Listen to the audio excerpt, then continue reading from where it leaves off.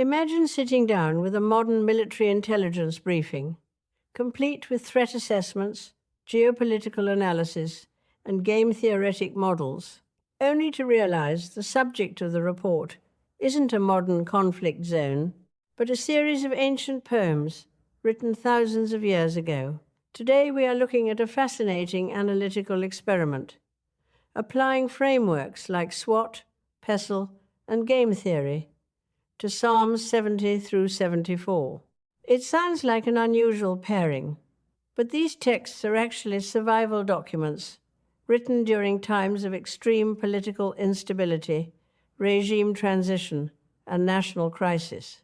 It is an incredibly rich area for analysis because these 5 psalms capture a massive systemic transition. When we look at them through an intelligence lens, we are not just reading poetry. We are analyzing strategic communication. Psalm 70 and 71 deal with personal crisis and the vulnerability of aging leadership. Psalm 72 is the transition of power to a new administration, specifically Solomon. Then, suddenly, Psalms 73 and 74 plunge us into a deep ideological and physical crisis, where the entire institutional framework is shattered. Applying modern analytical tools helps us see the underlying strategic decisions these writers were trying to justify. Let's start with the PESTLE framework to set the scene. If we look at the political, economic, social, technological, legal, and environmental factors of this era, what does the macro environment look like for the authors of these texts? Politically, we are looking at a highly centralized monarchy that is constantly threatened by regional superpowers. The transition from David to Solomon, which is the backdrop of Psalm 72, represents a shift from a militaristic state to an economic empire. Socially, there is a massive wealth gap emerging, which becomes the central grievance in Psalm 73, where the writer complains about the prosperity of the wicked. Economically, the temple system acted as the central treasury and cultural hub. So, when Psalm 74 describes the destruction of the sanctuary, it represents a total collapse of the legal, social, and economic infrastructure. It is the ancient equivalent of a critical infrastructure failure. That explains why the tone shifts so dramatically.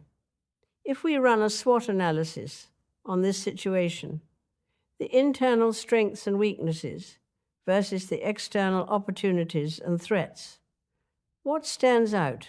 The primary strength identified throughout these psalms is ideological alignment, specifically the covenant relationship with a sovereign deity. This serves as the ultimate source of psychological resilience.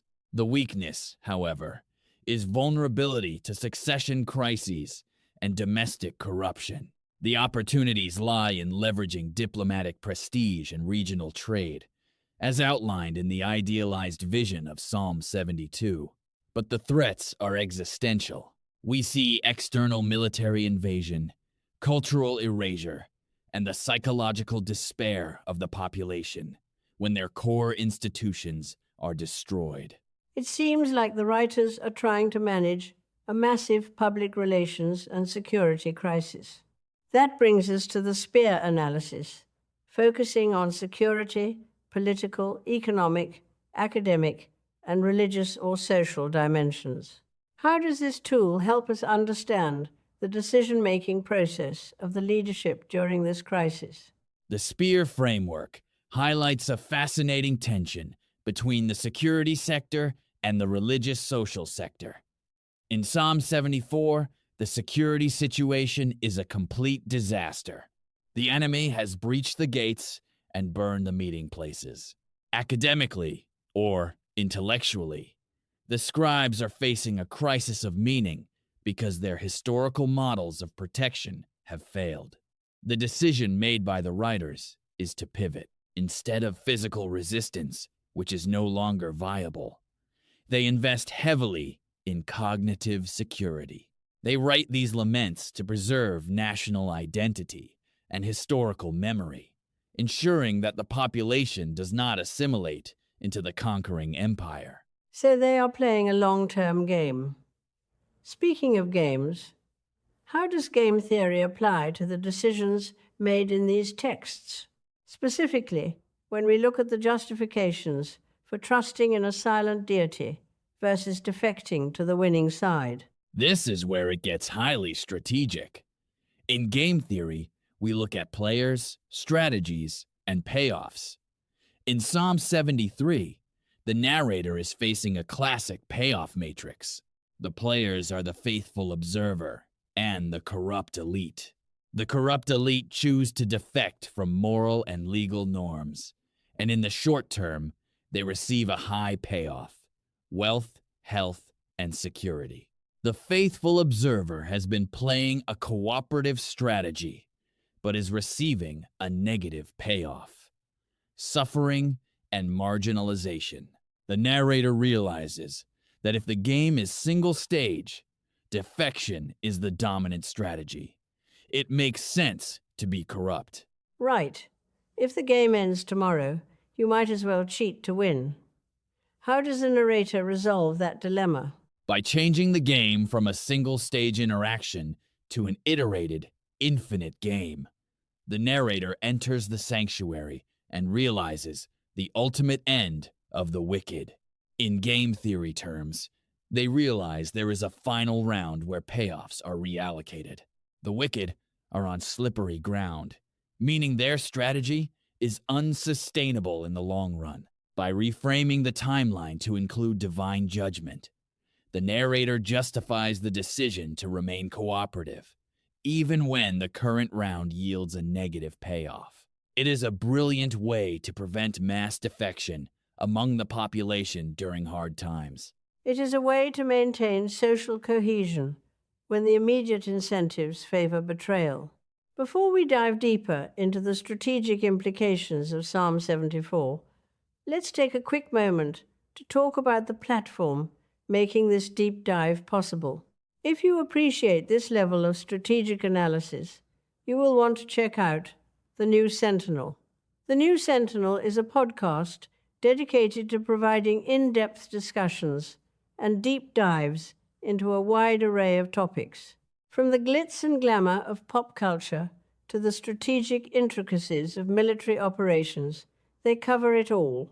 Each episode is thoughtfully crafted to offer listeners a comprehensive understanding of the subject matter, featuring expert interviews, detailed analysis, and engaging storytelling. Whether you are a pop culture enthusiast or someone with a keen interest in global security, The New Sentinel has something for everyone.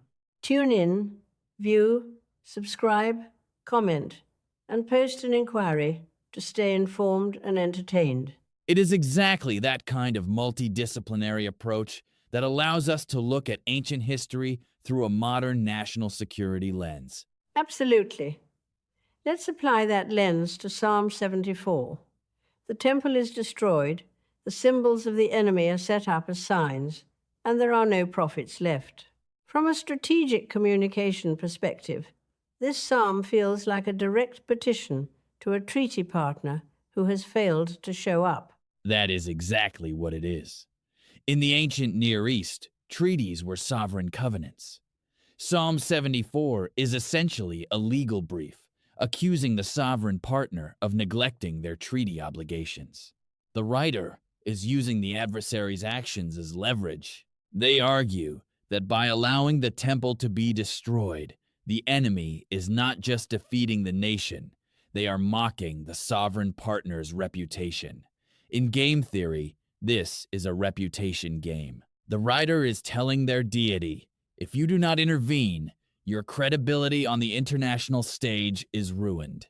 It is a high-stakes negotiation tactic born out of absolute desperation. It is fascinating how they use the enemy's arrogance as a strategic asset to motivate their own side. They are essentially saying, our defeat is actually an insult to you, so you have to act. Exactly. It shifts the burden of action. Instead of asking for help based on their own merit, they frame the intervention as a necessity for the sovereign's own brand protection. It is a sophisticated rhetorical strategy that shows a deep understanding of power dynamics and prestige. When we step back and look at the entire sequence from Psalm 70 to 74, we see a trajectory of declining physical security, but rising intellectual and strategic complexity. What is the ultimate takeaway for modern analysts looking at these ancient texts? The takeaway is that human strategic behavior during crises has remained remarkably consistent. Whether you are analyzing a modern geopolitical standoff or a 3,000-year-old text, the core challenges are the same: how to maintain internal morale, how to manage transitions of power, how to frame losses to prevent total collapse, and how to project strength when you are at your weakest. These Psalms show that long-term survival often depends less on immediate physical force and more on the cognitive frameworks and narrative strategies used to interpret the crisis. It suggests that the stories we tell ourselves during a crisis are just as important as the physical resources we have to fight it. Thank you for walking us through this fascinating intersection of ancient literature and modern strategic theory.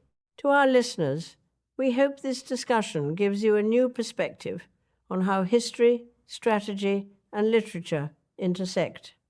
Thank you for listening, and we will see you next time.